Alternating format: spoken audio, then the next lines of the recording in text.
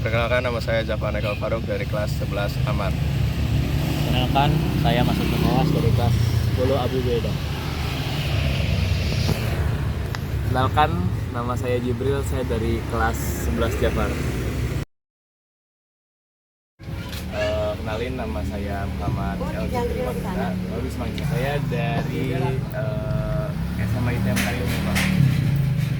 Tujuan saya kesini, saya mau ingin wawancara Bapak, boleh ya Pak?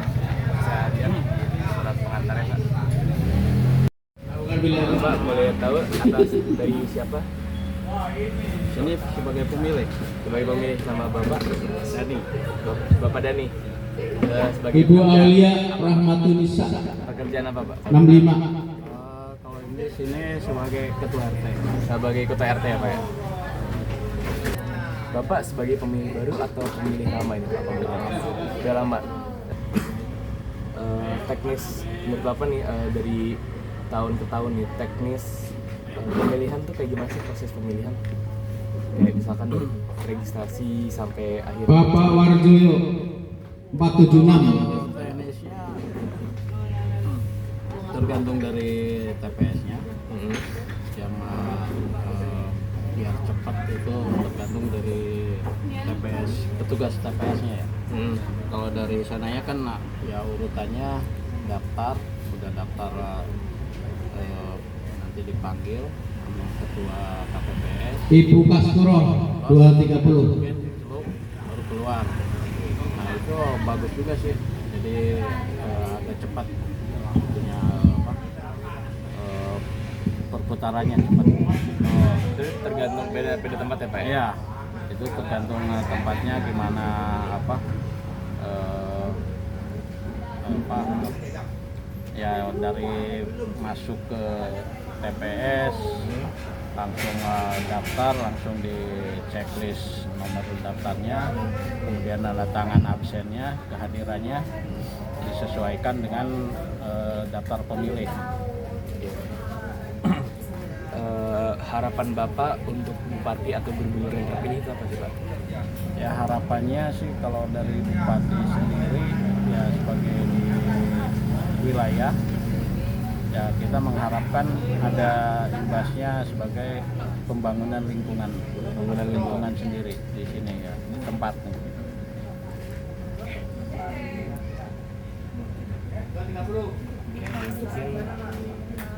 Ini itu aja ya Pak ya yang bisa saya wawancara. Terima kasih Pak atas Sama-sama, waktunya. ya. Terima kasih ya Pak ya.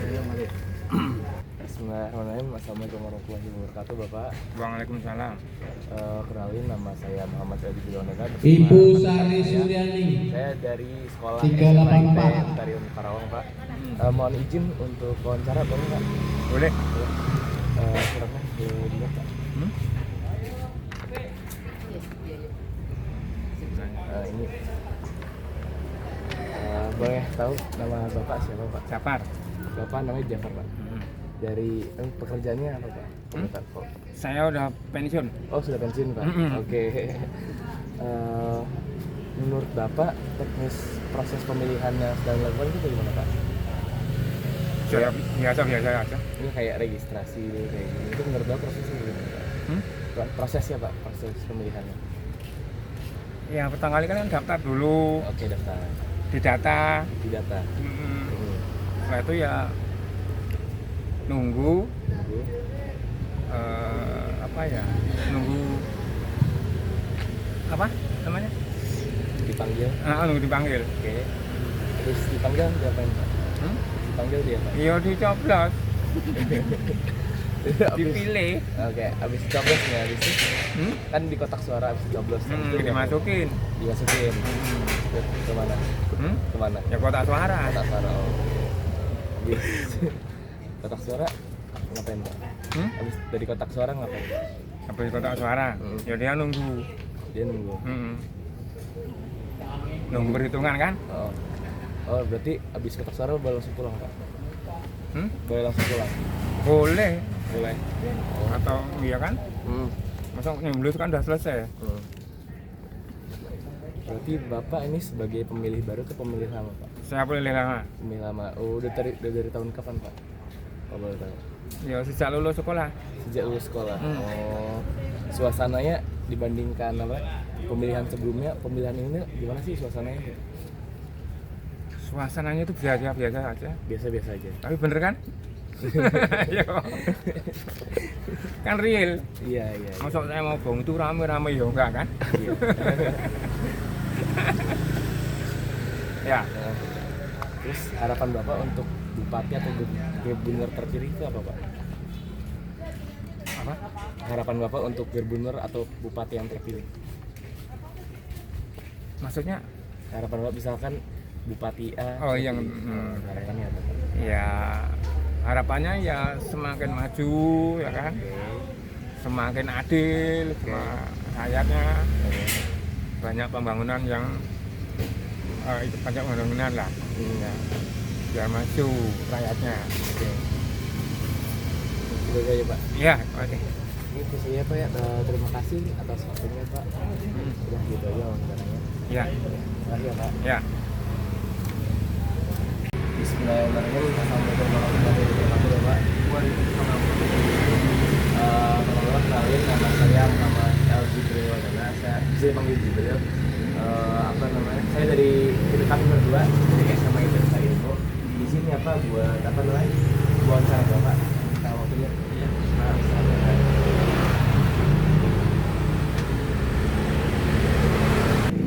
Makasih ya Pak. Menurut Bapak nih ya, teknis proses pemilihan yang dilakukan itu gimana sih? Yang sekarang Sekarang mungkin lebih mudah ya. Iya. Mungkin kata orang zaman dulu mungkin lebih ribet, katanya kan banyak banget tuh waktu pemilihan kertasnya pengikutnya banyak kan. Sekarang sih bisa dimengerti lah. Oke. Ini sih, Pak. Bapak sekarang posisinya sebagai pemilih baru atau pemilih lama? Pemilih lama ya, pemilih lama. Kesannya tuh kayak pemilihan sekarang sama pemilihan lalu tuh kayak gimana? Kesannya? Kalau yang dulu sih mungkin partainya kan cuma dikit, jadi nggak terlalu ribet gitu, Iya. gampang gitu kan. Kalau sekarang kan banyak banget, mungkin harus lebih lama lihat prosesnya, pemilih kita yang mana, gitu kan. Oke. Harapan Bapak untuk bupati atau gubernur terpilih? Ya mungkin setiap orang sih pasti inginnya lebih baik ya. Oke. Pada dari perkembangan, dari ekonomi juga, dari layanan publik juga. Oke. Semoga lebih baik dan tetap maju. Baik. Dari Bapak siapa? Algento, Bapak Yunto. iya. Sebagai dosennya apa? Fotografer. Fotografer ya. Oke. Mungkin bisa ya Pak ya.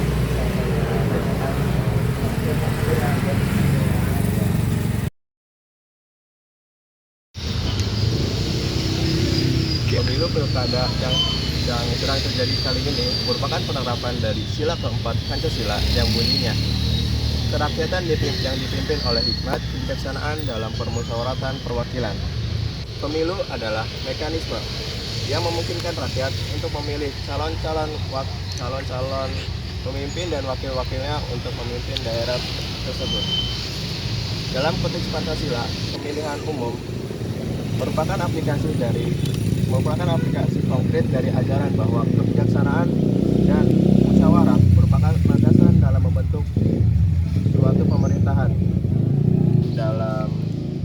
Dengan demikian, pemilu merupakan penerapan yang nyata dari kehendak rakyat untuk menjalankan negara-negara secara demokratis sesuai dengan nilai-nilai Pancasila. Demokrasi tersendiri adalah sistem pemerintahan yang menempatkan rakyat sebagai pemegang kekuasaan yang tertinggi. Dalam demokrasi, rakyat memiliki hak yang sama rata untuk mengambil keputusan yang dapat mengubah hidup mereka. Dan untuk demokrasi sebagai pemilih atau pelajar, sebagai pemilih kita dapat memilih calon-calon pemimpin daerah kita untuk bisa menampung aspirasi-aspirasi kita yang mungkin akan terlaksana. Dan juga sebagai pelajar kita harus sadar betapa pentingnya pilkada ini untuk dalam memimpin suatu daerah. Kesadaran hukum adalah kesadaran nilai-nilai yang terdapat dalam diri seseorang. yang terhadap hukum yang berlaku. Penilaian kesadaran hukum tersebut mencakup apakah hukum yang berlaku telah dihargai, diketahui, dipahami, dan ditaati. Ciri-ciri seseorang atau masyarakat memiliki tingkat kesadaran hukum yang tinggi ialah sebagai berikut. Yang pertama, ketaatan hukum dilaksanakan oleh semua kalangan. Yang kedua, hak dan kewajiban dipahami dengan baik.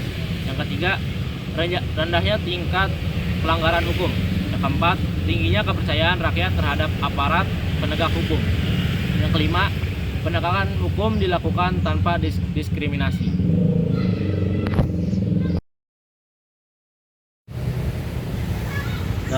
Dalam berperilaku taat hukum, dalam kehidupan sehari-hari, berarti kalian mengikuti pelajar Pancasila yang disiplin. Disiplin diperlakukan di lingkungan keluarga, sekolah, masyarakat, dan bangsa atau negara. Ketaatan atau kepatuhan pada hukum oleh seseorang menunjukkan tingkatan kesadaran hukum. Ciri-ciri perilaku taat hukum antara lain adalah: yang pertama, memahami pentingnya pelaksanaan dan pengakaan hukum. Yang kedua, tidak menimbulkan kerugian pada diri dan orang lain. Yang ketiga, menjaga perasaan orang lain dengan mengukur lingkungan yang akan dilakukan untuk orang lain pada dirinya sendiri. Yang keempat, aktif menerapkan perintah hukum dan meninggalkan larangan hukum dalam kehidupan sehari-hari. Kemudian, di lingkungan sekolah, tidak terlambat masuk sekolah, menghindari tindakan menyontek ketika ujian atau penilaian. Yang ketiga, berseragam sesuai dengan tata tertib sekolah. Kemudian ada lingkungan masyarakat. Yang pertama, tidak ikut menyebarkan berita hoax atau bohong. Yang kedua, menjaga hubungan baik dengan tetangga, misalnya menyapa ataupun sopan santun dalam pergaulan. Yang ketiga, berpartisipasi dalam gerakan anti narkoba. Kemudian yang terakhir ada di lingkungan bangsa dan negara. Yang pertama ada membuat administrasi kependudukan, misalnya memiliki kartu keluarga dan KTP. Yang kedua, sebagai wajib pajak maka berbayar pajak. Yang ketiga, menyukseskan pemilu atau pilkada dengan menggunakan suara dalam pemilu apabila telah memiliki hak pilih.